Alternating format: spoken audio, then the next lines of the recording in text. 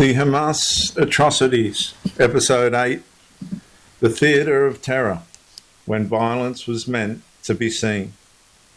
What if the victims were never the only audience? What if every recording, every photograph, every shared image was intended to extend terror far beyond the immediate crime scene? According to the Civil Commission, documenting this aspect became an important part of understanding the attacks. The report examines evidence indicating that acts of violence were, in some instances, photographed, filmed, or otherwise disseminated. It analyses this not simply as documentation after the fact, but as conduct that could amplify fear, humiliation, and coercion beyond the immediate victims. Terror has always sought witnesses,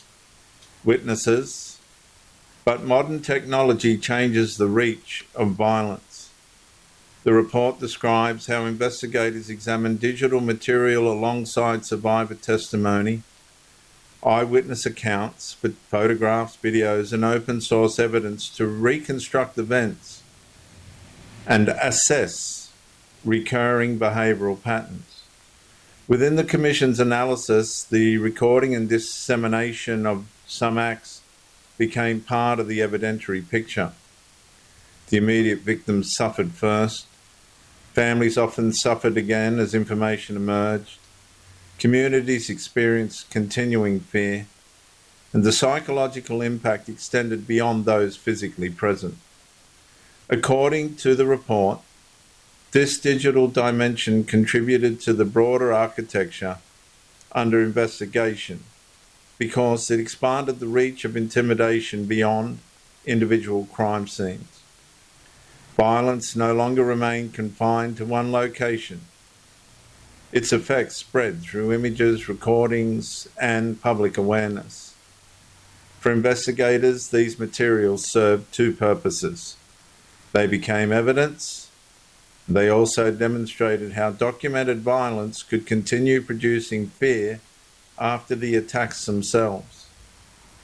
The Commission therefore treats digital evidence not merely as records of events, but as part of the understanding of how the documented atrocities affected victims, families, communities, and the historical record. Terror seeks victims. Terror recorded and disseminated seeks an audience. And evidence transforms that same record into a tool for truth and accountability. In episode 9, we'll look at family as the battlefield, genocide as the destruction of civilian life.